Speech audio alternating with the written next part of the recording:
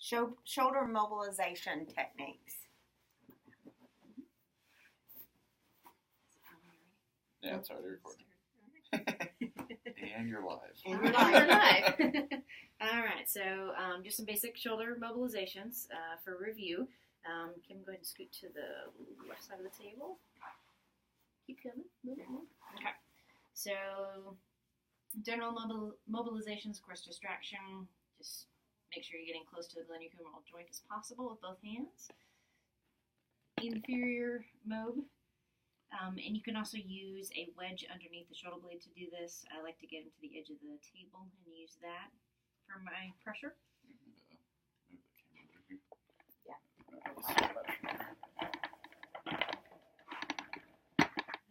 There we go. All right, so there we go. Inferior mode there. Switch up the hand position. I'm sorry, that was posterior. This is inferior. Just top of the glenohumeral joint here.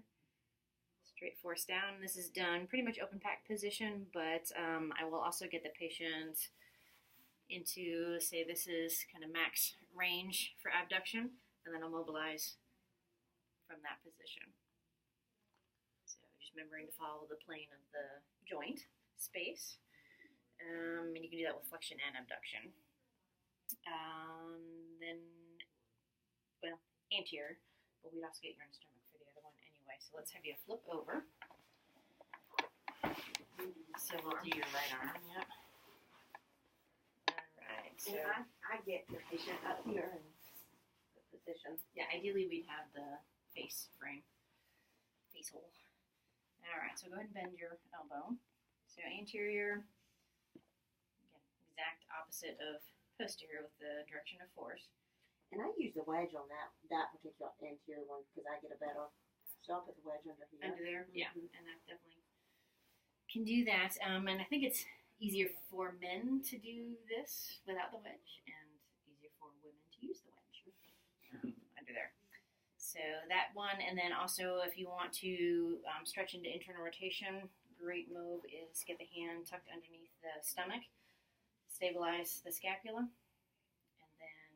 Apply the force on the elbow, just pressing straight down. Not too bad, Ken. A little bit tight. Stretching multiple structures in the shoulder from the capsule to some of the tendons as well around the shoulder joint. So great stretch for internal rotation, but you always have to stabilize the scapula before you go into the mobilization. Anything else? Anterior capsule, and you did it without the wedge, but one you could do is the wedge. The And the AC joint. yes, definitely want to do the AC. We'll need to switch up the camera position for the AC one. And then the posterior was just on your back with the wedge underneath the shoulder, right? Mm-hmm. That you're talking about? Okay, so I'll flip you back over. Is there, there used to be a wedge in there. But that's this. We took one over to Mason. There's one in there. Yeah, can you go grab one? Alright, so let me see if I can get this position for the AC.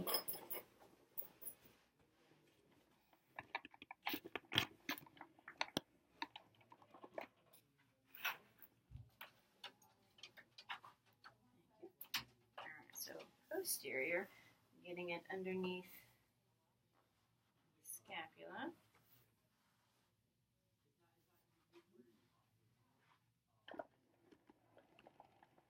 Again, following plane of the shoulder, so we've got wedge there at a slight angle, right under the glenohumeral joint.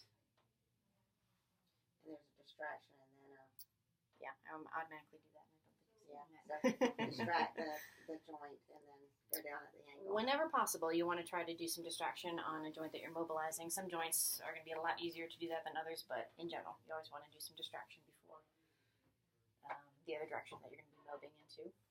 So AC, mobilization, great if a patient is lacking end range flexion or has pain with it. So what you want to do is come out to the most lateral aspect of the clavicle.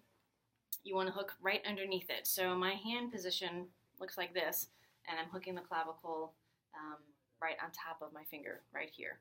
And I'm using this as my stable base. You can, if your thumbs are strong enough, get your hand in here and use your thumb underneath the clavicle and block it that way, but I find this to be a little bit easier. So I always warn the patient this can be a little uncomfortable or very uncomfortable. And you always want to test both sides before you decide that this is tight. But you come in, you block underneath the AC joint. Don't allow that to move. Thank you. A little bit more.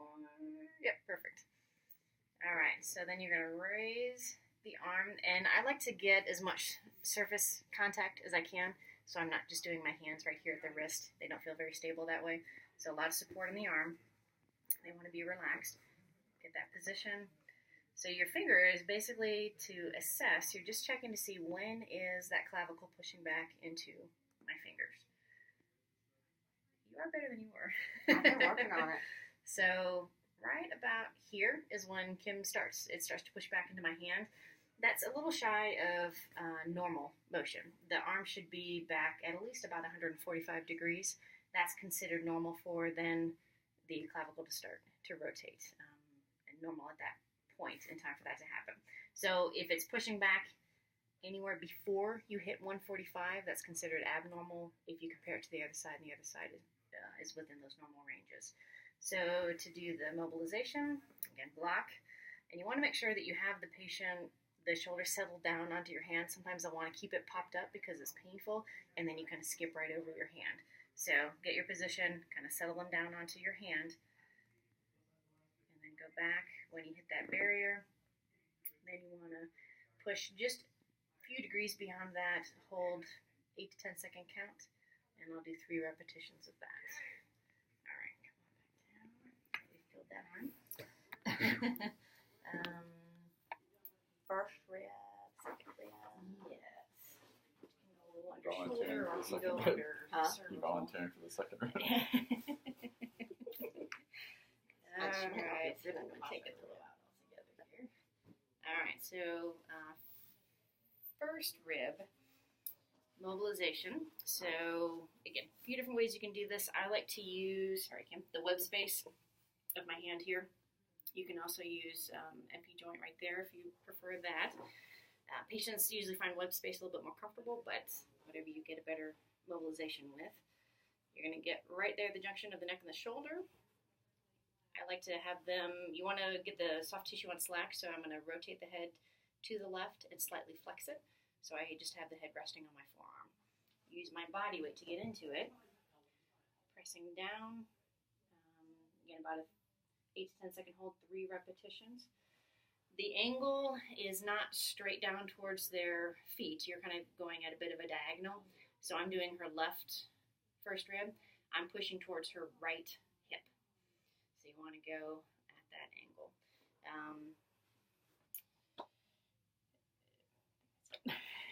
So that's first rib, and First rib. if you find that on the evaluation or the first visit that the first rib is elevated, and they come back in the second visit and they have an elevated first rib, then you automatically want to tackle the second You rib. want to check out second. Correct. All right, which is not fun. Go ahead and sit up. So this one, yeah, going to want to warn the patients that this is also going to be a bit backwards so they won't see my face. uncomfortable. All right. So here, if they have on short sleeves or sleeveless, or you don't want to get your fingers in the armpit, you can cover it with a pillowcase.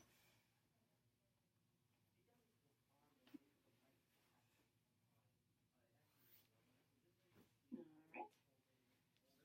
So get in here, pull the arm away, and literally you do get right up into the armpit. So you're going to feel the ribs. You go as high as you can. Go ahead and relax your arm. Until you can't go any further. And whatever you press in on, that's the second rib. So you're going to get purchase on that. You're going to have them take a deep breath in. And then exhale. And you're going to pull down as they're exhaling. You're going to keep that pressure. Don't let up. Have them breathe in again. So you're restricting the second rib from moving. Exhale. And again, pulling down as they exhale. No more than 3 times max on this technique. So again, hold down, exhale, and pull down with the exhale. All right. You didn't want to do that. Right. So that's the second rib technique. So if you've tried first rib, but it seems to keep popping up, then you want to immediately check second rib to make sure that that second rib being elevated isn't continuing to push the first rib up. And then if all else fails and you can't get forward flexion, anterior capsule stretch will do a good job of gaining that motion. Yes, just great stretch for the shoulder in general. All planes really. Mm-hmm. For shoulder, do you want to get into thoracic with the shoulder, or That should be a common. It should be an upper. But we'll just do. Okay. We'll just do shoulder for that. Hit stop there.